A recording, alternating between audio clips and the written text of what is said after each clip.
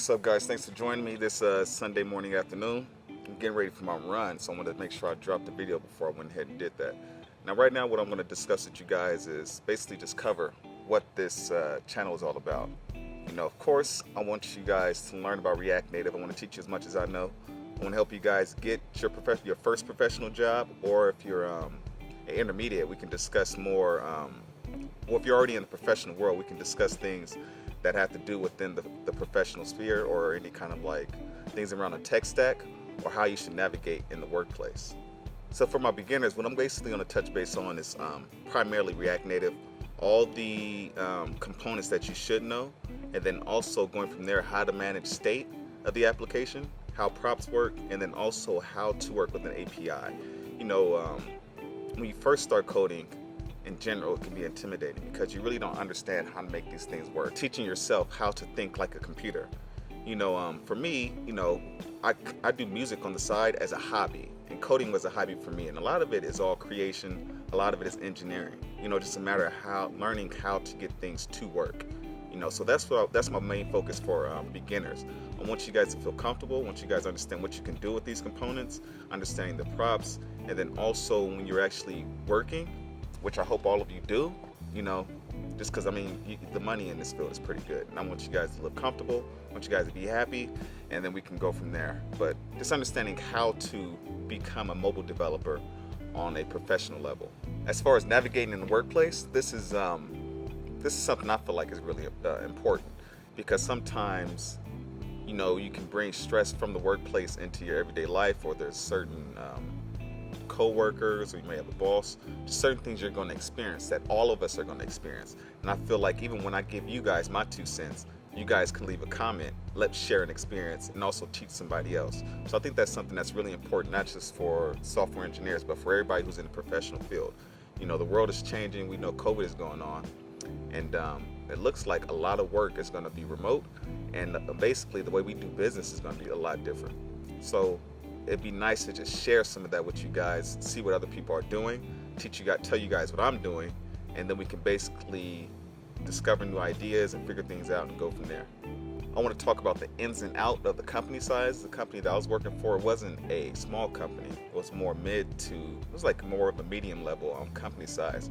But the point of that is because if you work for a smaller company and say you're fresh out of college and or you're still like a little bit unsure about your coding ability, if you work for a small company, there's a good chance you're going to wear many hats within that company.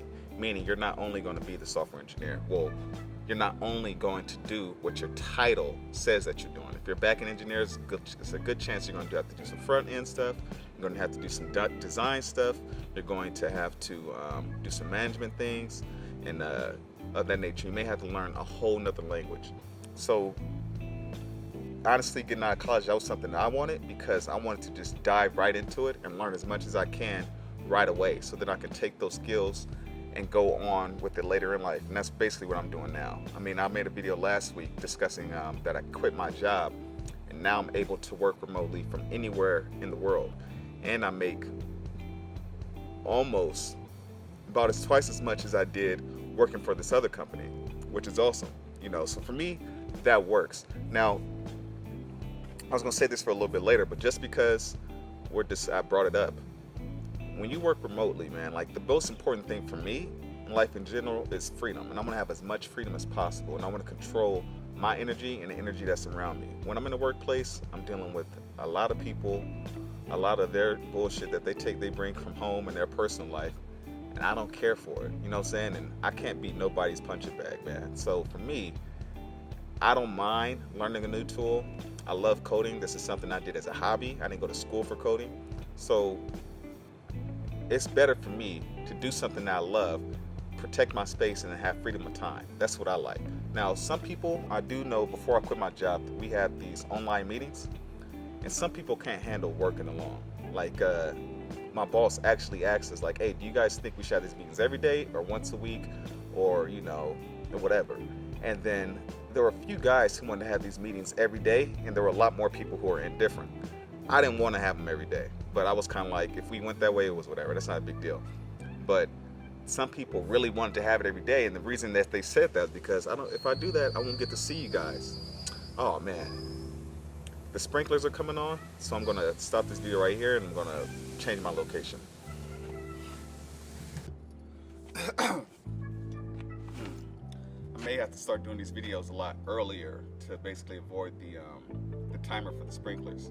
But anyways, yeah, like I was just talking about, some people, they were really for having the meetings every day. And the reason that they wanted to have these meetings every day is because, well, one of the guys said was, if we don't have a meeting with you, if I don't have a meeting with you guys every day, I mean, that's basically the only time I get to see you guys. So if we have it once a week, I won't get to see you guys.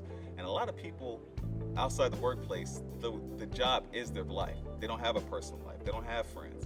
You know, they just have their family, a few, you know, you have people that call you bullshit conversations. Some people don't have anything going on in their life.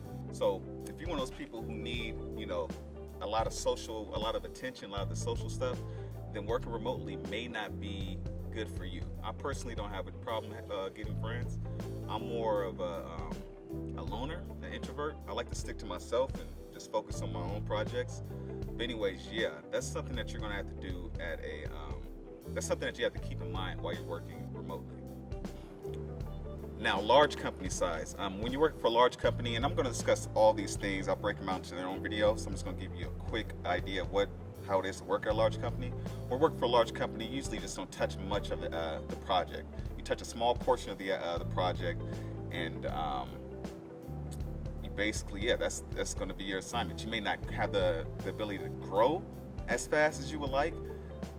Well, if you want to grow fast, like put it like this. There were guys that I worked with that were like in their 50s, software engineers. They had about 20 plus years of software development, and they didn't know much about different tech stacks or tools, or about even their own tech stack, because they were so focused on a micro portion of the company that they really didn't fully develop all their skills. So you would assume just because somebody's been an engineer for about 20 plus years that they would be this awesome software engineer. A lot of times your education or your experience doesn't necessarily mean that you're a good engineer. Well, it doesn't mean you're a bad engineer either. It just doesn't mean that you're going to be this grand wizard of engineering. It doesn't work that way.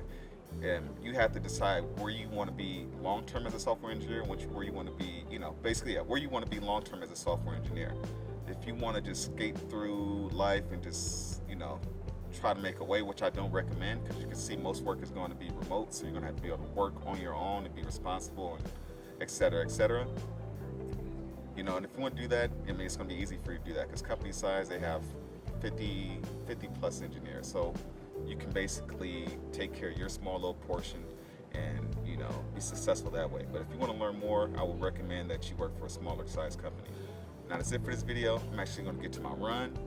I just want to make sure I put something together for you guys. If there's anything you want me to discuss, let me know. I'm still going to be putting out more things covering React Native.